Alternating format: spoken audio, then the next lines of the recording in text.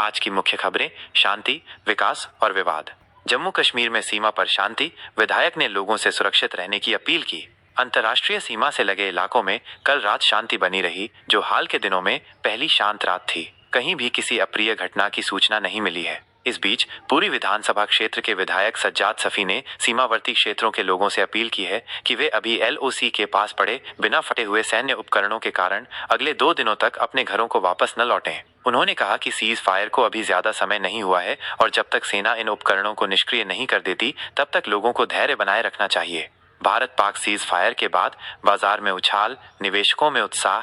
भारत और पाकिस्तान के बीच हुए सीज फायर के बाद भारतीय शेयर बाजार में जबरदस्त उत्साह देखने को मिला। कल बाजार खुलते ही सेंसेक्स और निफ्टी ने रिकॉर्ड स्तर छू लिया। सेंसेक्स में 1700 अंकों की भारी उछाल आई और ये 81,200 के स्तर पर कारोबार करने लगा, जबकि निफ्टी में 500 अंकों की बढ़त दर्ज की गई और ये 24,400 के पार पहुंच गया। बाजार विश्लेषकों का मानना है कि सीमा पर शांति और स्थिरता के संकेत से निवेशकों का भरोसा बढ़ा है। अमेरिका चीन व्यापार युद्ध में ऐतिहासिक समझौता, टैरिफ में भारी कटौती, वैश्विक अर्थव्यवस्था के लिए एक सकारात्मक खबर आई है। अमेरिका और चीन के बीच लंबे समय से चले आ रहे व्यापार युद्ध में एक महत्वपूर्ण समझौता हुआ है। जिनेवा में हुई बातचीत के बाद दोनों देशों ने एक दूसरे के उत्पादों पर लगाए गए टैरिफ में 115% तक की कटौती करने पर सहमति जताई है। अमेरिकी ट्रेजरी सेक्रेटरी स्कॉट बेसेंट ने इस समझौते की घोषणा करते हुए कहा कि अगले 90 दिनों तक कोई नई आर्थिक पाबंदी नहीं लगाई जाएगी। इस समझौते से दोनों देशों के बीच $500 अरब से अधिक के व्यापार पर असर पड़ेगा और वैश्विक आर्थिक तनाव कम होने की उम्मीद है। भारत में हवाई सेवाओं का विस्तार, 32 एयरपोर्ट्स पर उड़ानें शुरू। भारत सरकार ने भारत और पाकिस्तान के बीच सीज फायर के बाद हवाई सेवाओं का विस्तार करने का निर्णय लिया है। इसके तहत 32 एयरपोर्ट्स पर फ्लाइट्स का संचालन शुरू करने की अनुमति दे दी गई है और नागर विमानन मंत्रालय ने इस संबंध में नोट एम्स जारी कर दिया है। हालांकि सुरक्षा कारणों से श्रीनगर एयरपोर्ट को अभी एक और दिन के लिए बंद रखा जा सकता है। स्टार बल्लेबाज विराट कोहली का टेस्ट क्रिकेट से संन्यास। भारतीय क्रिकेट टीम के स्टार बल्लेबाज विराट कोहली ने टेस्ट क्रिकेट से संन्यास की घोषणा कर दी है। इंग्लैंड के खिलाफ आगामी सीरीज से पहले आए इस बड़े फैसले ने क्रिकेट जगत को चौंका दिया है। कोहली ने अपने 123 टेस्ट मैचों के करियर में 30 शतक जड़े हैं और उन्होंने कहा कि वो टेस्ट क्रिकेट को हमेशा खुशी के साथ याद रखेंगे। उन्होंने ये भी कहा कि उन्होंने इस प्रारूप में अपना सर्वश्रेष्ठ प्रदर्शन किया है। भाजपा का ऑपरेशन सिंदूर, सेना ने आतंकवाद को मुंहतोड़ जवाब दिया।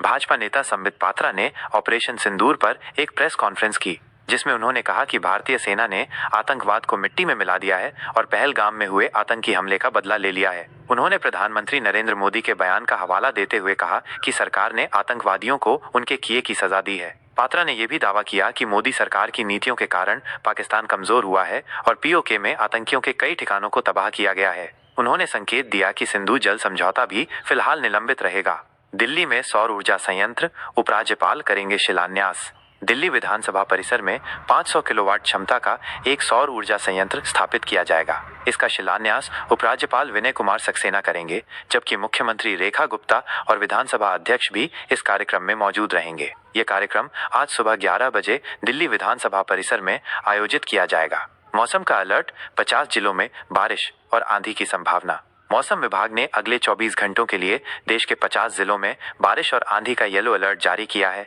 इन क्षेत्रों में तेज हवाएं 40 किलोमीटर घंटा तक चलने और गरज के साथ बारिश होने की संभावना है। विभाग ने बताया कि अगले कुछ दिनों में तापमान में 5 से 6 डिग्री सेल्सियस तक की गिरावट आ सकती है और लोगों को सतर्क रहने की सलाह दी गई है। नगर निगम का बड़ा फैसला, EESL से मार्ग प्रकाश व्यवस्था वापस ली। नगर निगम ने ऊर्जा दक्षता सेवा लिमिटेड EESL को मार्ग प्रकाश व्यवस्था की जिम्मेदारी से मुक्त कर दिया है। अब नगर निगम खुद ही इस व्यवस्था को संभालेगा। आरोप है कि कंपनी को करोड़ों रुपए का भुगतान करने के बावजूद वो लापरवाही बरत रही थी। EESL पिछले 7 सालों से ये काम देख रही थी और उसे सालाना 42 करोड़ रुपए का भुगतान किया जाता था। कंपनी का अनुबंध 31 मई को समाप्त हो रहा है। एल्विस यादव को हाईकोर्ट से झटका, ड्रग्स मामले में याचिका खारिज।